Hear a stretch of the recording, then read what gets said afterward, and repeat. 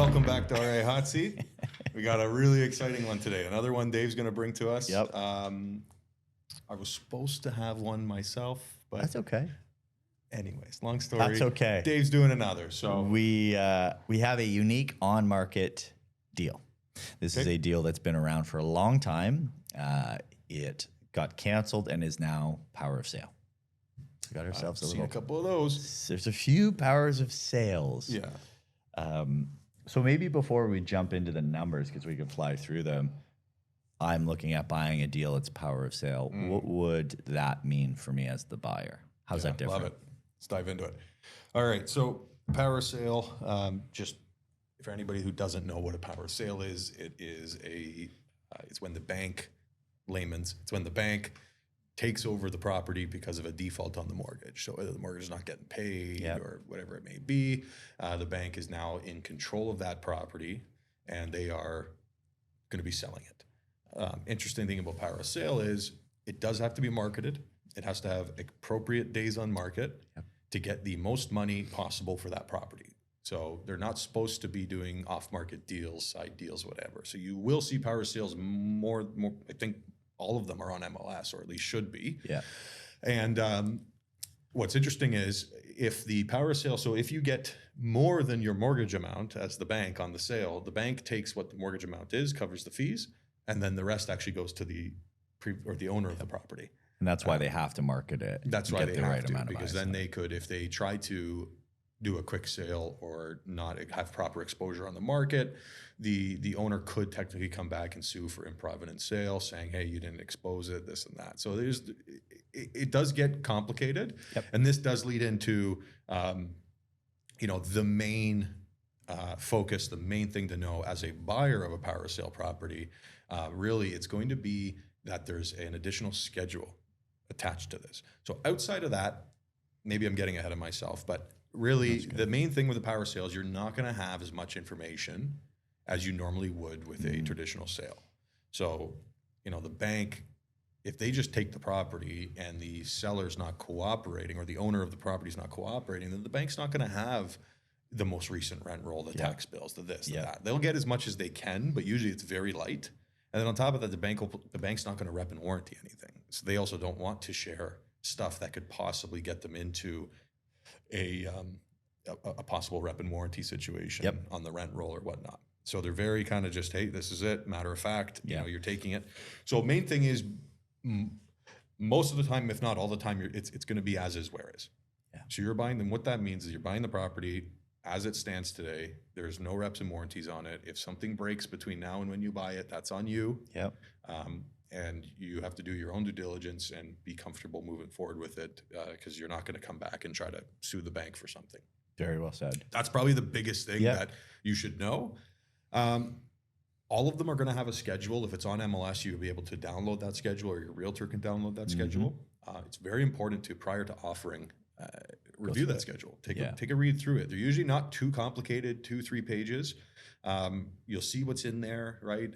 It gives the current owner of the property the right to make up their payments and actually take control of the property up until the day of closing. Yep. Right. So you could be 24 hours before closing. He can say, or he or she could say, hey, here's the money.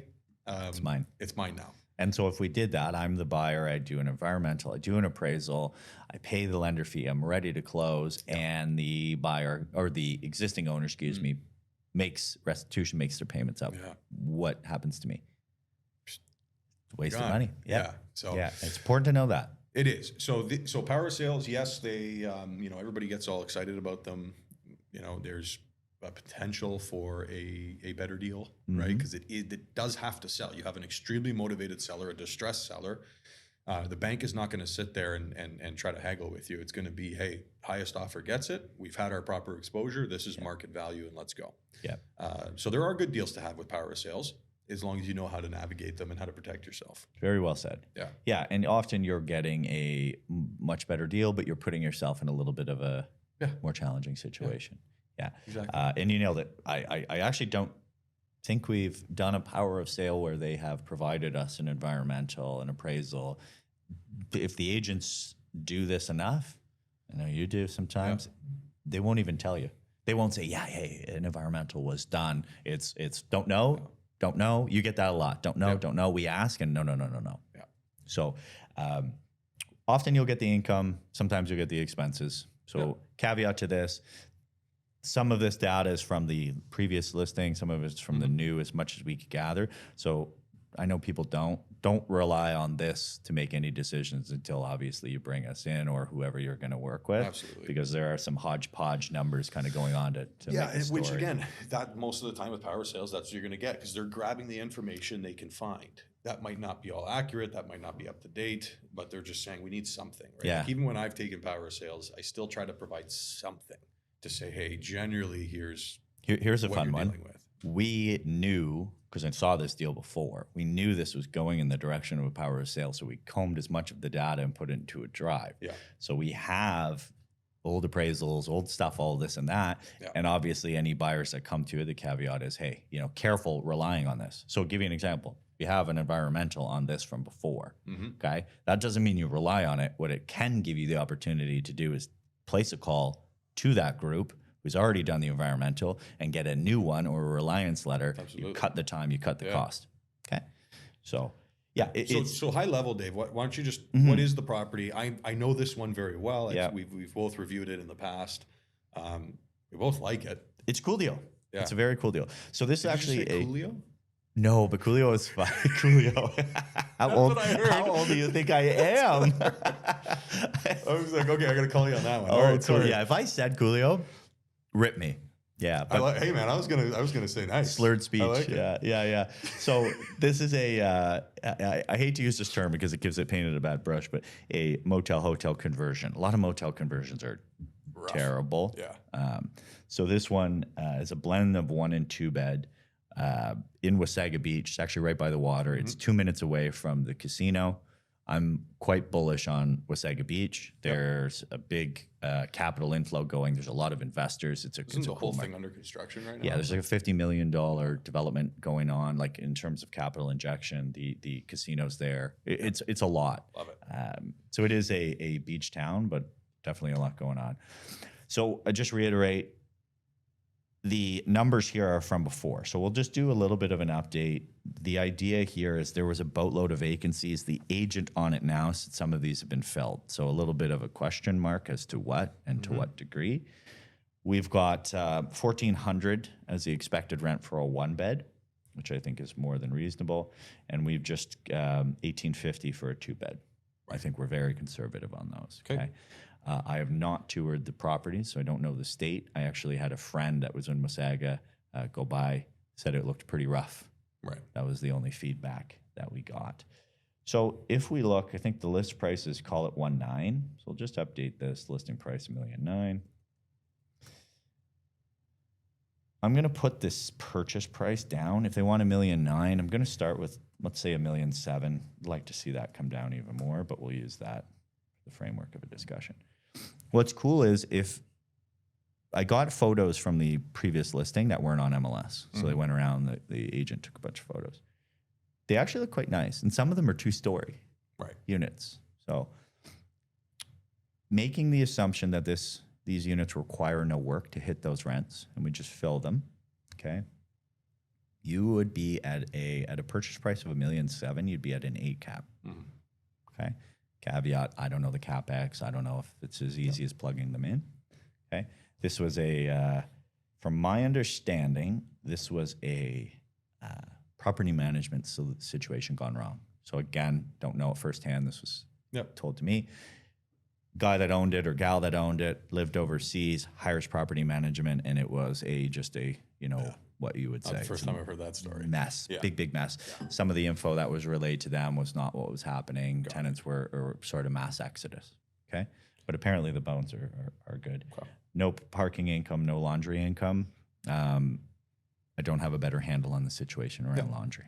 Okay, if we pick it up, if those numbers are correct, and we send it to CMHC, I'm going to do this at a 4 or 5 cap rate just for safety reasons.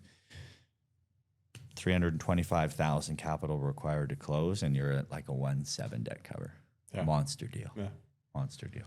So I like it. And I guess what I would comment on it is, okay, so next steps, right? So, okay, I'm a buyer. I'm interested in this property. what do I do, right? Because there's not enough information here for me to draft an offer yet. Yep. Let's say that, right? So I would personally, I would say, okay, let's go tour, right? Usually that's against what we say. We usually say run the numbers, make sure you're good with it, perhaps even put an LOI forward, go see the property once that's reviewed. If you really want to see it, you're welcome to go see it. But most of the time when all the info's there, the photos are there, you can get a good gist of what you're dealing with. Yes. In this instance, I would say go tour it. And don't just show up and walk through and go, yeah, okay, it looks great. Like bring your notepad, right? Each unit, what does it need? Yep. Is it rentable? Yep. What's happening? So make that list, check everything off, and then we can come back and run the numbers, right? And we're going to have to pull market data for rents. We're going to understand what's rentable, what's not. Yeah.